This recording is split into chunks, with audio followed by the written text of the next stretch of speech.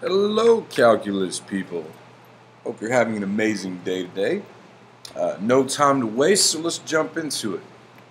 Today we're going to be going over definite integrals as the limit of a Riemann sum. And I kind of brought this up to a few of you the other day, and we'll get to what that means here in a moment. But first, let's take a look at this property of integration. Now this is something you got on your first sheet that I gave you about integration that says if you have some constant k inside of the integral, that you can pull that constant out, right? And it would just be k times the integral. So k stays there no matter no matter where you're going, right? K is always going to be there. If you have some number, excuse me, I said constant, I meant coefficient. If you have some coefficient in front of x, you can pull that out, right? And it just stays there. For example, we're going to prove that the integral from 0 to 2 of 2x is the same thing as the integral from 0 to 2 of x multiplied by 2. Alright, so first, let's do this thing graphically. Over here on the left, I want you to graph 2x. So starting at 0, 0, and I have a slope of 2 here. So up 2 over 1, up 2 over 1, and here's my line. And I want the integral to go from 0 to 2, which means I'm finding the area of this region in here, right? And then on the other hand, I have the integral of just x. So that's 1, 1, 2, 2. And so here's what I'm dealing with here. And this is saying that if I multiply this area by 2, it should be the same as this area. Well, let's actually prove that. This is a triangle. Now, your base is 2, your height is 4, right? So this will be this will end up equaling 1/2 times 2 times 4, 1/2 base times height. This one is 1/2 times 2 times 2. Oops, excuse me, let me give you a little space there. 1/2 times 2 times 2. And then we are going to multiply that entire integral by 2. So we're going to multiply everything by 2. Alright. So you have, this is 8 over 2 is 4. So you have 4 is equal to 2 times 1/2 is 1 times 2 times 2. So you've got 4. So all that's doing there is just showing you that yes, you can in fact pull a coefficient out and have it be the same integral. Fine and dandy. Now where that's used for, or where that's used is something like on example 2 here. We've got 4x plus 8 divided by 7, and that's being integrated from 2 to 5. Well, think about this here. If you were to, first, we have a 7 here, right? That's being divided everywhere. So everything is being divided by 7. So what I'm going to do here is I'm going to pull out that divided by 7, and I'm going to rewrite it. Now, if I were to rewrite it right now, it would be 4x plus 8, right? But 4x and 8 also have a common factor. They have a 4.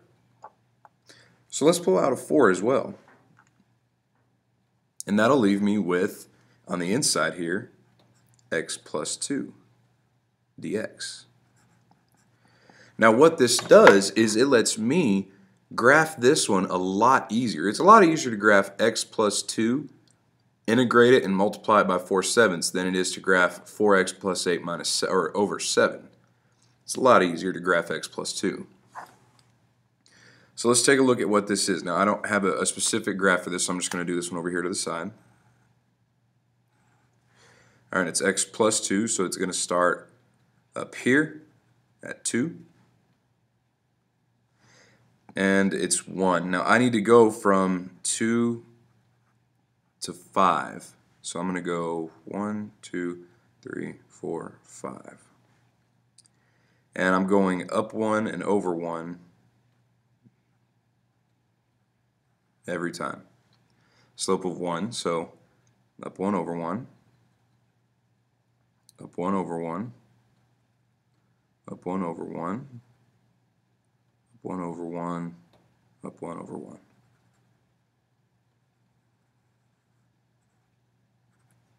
And I am integrating from 2 ding, to 5. So your heights here, for the first one, if you were to put a 2 in here, 2 plus 2, this point right here is 4, so it's 2 comma 4 right here. And if you were to put a 5 in here, this will be 7. 5, 6, 7 right here. So what we're saying is that the area of this region is going to be this integral times 4 over 7, right? Or that's going to be the integral of all of this. So let's actually find out what this is going to be here. This is a trapezoid. So remember, on this one, your bases are the parallel sides. So it's 1/2 your height, which in this case is the span along x, which is 3. 1/2 of 3 times 4 plus 7. Let's see what that'll look like here. We have our 4/7 still here. And then times 1/2 times the height of the trapezoid, which in this case is the span along the x-axis, that's 3. All right? We're calling this the height here because the two other sides that are parallel are your bases. So we've got 1/2 height times base 1 plus base 2, 4 plus 7, which is 4 over 7 times, this will be 7 and 4 is 11 times 3 is 33 over 2, so 33 over 2, which is, cancel your 2's out here, 2 and 1, so that'll be 66 over 7. And there we have it. Okay, now while we're here, let's go ahead and actually talk about the integral here. Big box. Now the idea behind this is a relatively simple one. This was the integral, right? This is what we have learned up to this point. It's your width, which is delta x, times all of your y's added together. Well, what I had said yesterday, I'm going to get a little piece of scratch paper here so I can show you what I mean. Let's say that we have just a curve, right? Something like this. And you want to figure out the area underneath this from this number to this number, right? Here's A and here's B. If you wanted to figure out the area under this curve, well, let's say that you used one rectangle. So you're kind of limited. Actually, you know what? No, let's do 2. Let's do 2 rectangles. 2 rectangles, let's say they would look something like this if they were left hand.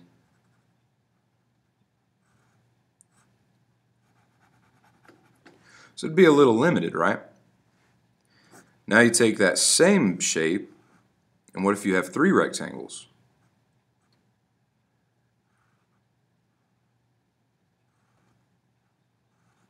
Well, now it's a little bit more accurate, right? I'm just doing left-hand sums here.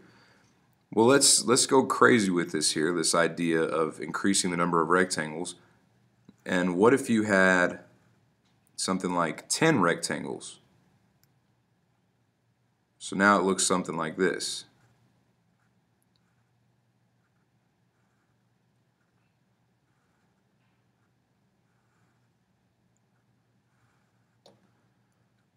You see how there's a lot less space wasted? I don't know if that's 10 or not, but it looks right. Gets the idea across. See how there's a lot less space wasted? Well, what if we had 1,000,000 rectangles? Same shape. What if we had 1,000,000 rectangles? I know this isn't 1,000,000, but you get the idea. eventually we just get to the area under the curve. So what the definition of an integral means, what happens if we had an infinite number of rectangles in there? What if we had an infinite number of rectangles? Eventually, we would get to the point where we found the area under the curve with absolutely no overhang. And that's what this is saying. This is the definite integral. So remember, n is the number of rectangles, right? So we're saying, what happens if n goes to infinity? Another way of saying that is what happens if the width of each one goes to 0. But what happens if n goes to infinity? That's called the definite integral. So we're going to kind of play around with this just a little bit here. We're going to bounce back and forth between a Riemann sum and a definite integral. So the first thing here, it says write a Riemann sum for the area above. Now it doesn't say which one to do. It doesn't say left, right, or either. So I'm going to look at my graph. Which point on the rectangle is touching the graph with these 4 rectangles? Well, it's the left point. So I need a left-hand Riemann sum. How many rectangles are there? Well, there's 4 of them there. 4 rectangles. 4 little rectangles. Alright, and how wide is each rectangle? It looks like it's 1/2 is going to be delta x. And I notice I don't know what this y value is, so I'm just going to call this f of 1 plus f of 1.5 plus f of 2 plus f of 2.5. And then they want me to write the definite integral for that area. Write the definite integral. Well, it's going to be the integral from, it starts at 1 and it ends at 3. Those are my boxes. It spans 1 to 3, so it's going to be 1 to 3. And it's my function, f of x. That's all there is to it. So remember, the first thing I did was to come up with delta x, which was the width of each rectangle, and then how many rectangles are there? That's how many I'm going to have up here. How many pieces of y I'm going to have. Okay, so very, very quickly, I'm going to go over the 2 questions on the back here. Example 4 says, write a definite integral for the expression below on the interval a to b. So you see this right here? They gave me an interval. That means that my integral is going to go from a to b. The limit is n goes to infinity, k equals 1 to n. And then there's some complicated bits in here with 7c sub k squared plus 6c sub k over 3. All this is telling me is that c sub k, this is your first c. This is your first c. It's no different if that was x. This is the same thing as 7x squared plus 6x over 3. And we're taking the derivative with respect to x. So it's a relatively simple process here. All I'm doing is writing it as a integral. My variable squared plus 6 times my variable over 3. Alright, so very, very quickly. Stan the Can's least favorite day of the week is Friday, trash day. On Friday mornings, Stan usually hides in some obliging person's garage so his trash won't be emptied into the garbage truck. This past Thursday night, Stan stayed out a little bit too late, and he forgot to hide himself in someone's garage. Consequently, on Friday, he woke up and found himself by the side of the road. Oh no! Looking behind him, he saw the garbage truck coming up the street, so he began to run. After 10 seconds, he reached the garage of an old math teacher, Mrs. Seltzer, where he hid and watched the garbage truck drive by. Mrs. Seltzer, watching Stan run, quickly calculated an approximation of the total distance Stan had run using the following Riemann sum. Write a definite integral to represent the Riemann sum. Okay, long story short, this is the Riemann sum. Write an integral to represent it. Fantastic.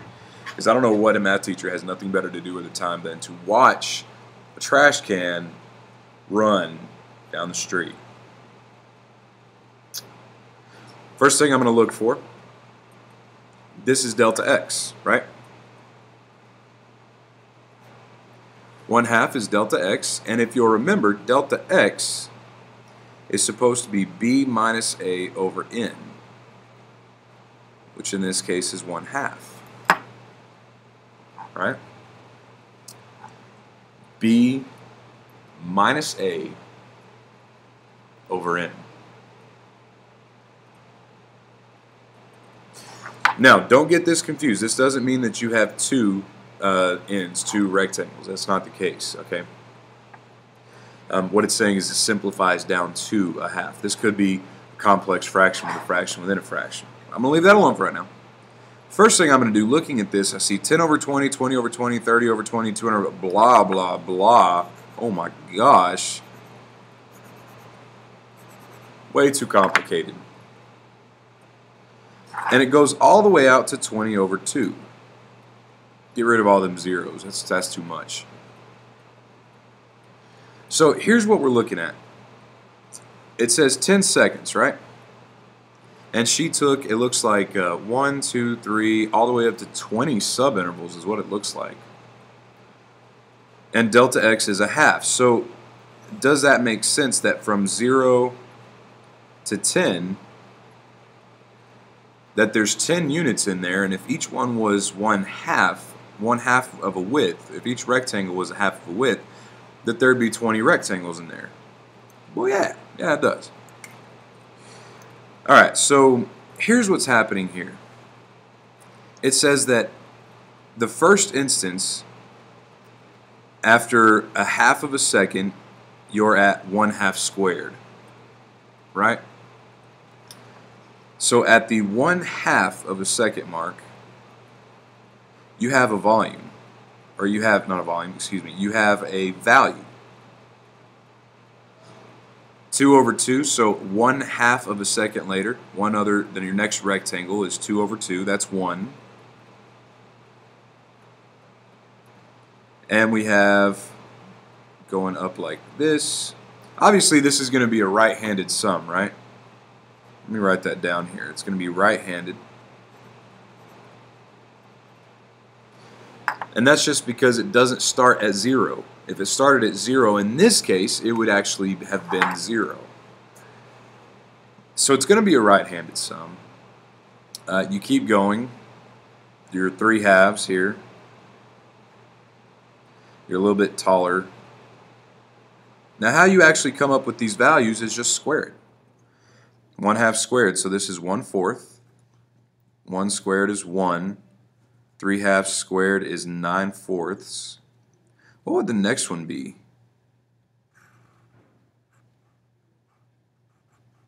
40 over 20. 4 over 2, or 2 squared. That'd be 4, wouldn't it? I don't know about you, but this is kind of looking to me like it follows the pattern of x squared. I'm taking my x value, my delta x, and squaring it. And this right here is going to come from this first term. Really, that's where I want to look to go to this. See how this 1/2 is 1/2 here? They're the same. That tells me that that's my x value. So I'm taking x and square it. So what I'm really doing here is taking the integral from 0 to 10 of x squared. And see, this is what I was talking about over here, about this not necessarily meaning n is 2. If each one is 1/2, that means we have 20 rectangles. N is 20. B minus a happens to be 10, so 10 over 20 is 1/2. That's where that comes from. But again, let me go back to this really quick. To come up with my equation, to come up with what is actually going to go inside of my answer, I'm going to look at my first term in here. I'm taking this value and squaring it. The next one, adding 1/2, I take the value and I square it. Adding 1/2, I take the value and I square it. So that's how I came up with the concept of x squared. And if that's kind of bothersome, look at the graph. This isn't going to end up being your x squared model. 1 squared is 1, 2 squared is 4. If you go out to 3 squared, it's going to be 9. Alright, so that's another way that you can do that. Both are perfectly fine. So hang on to this, and we'll talk some more about stand the can in class.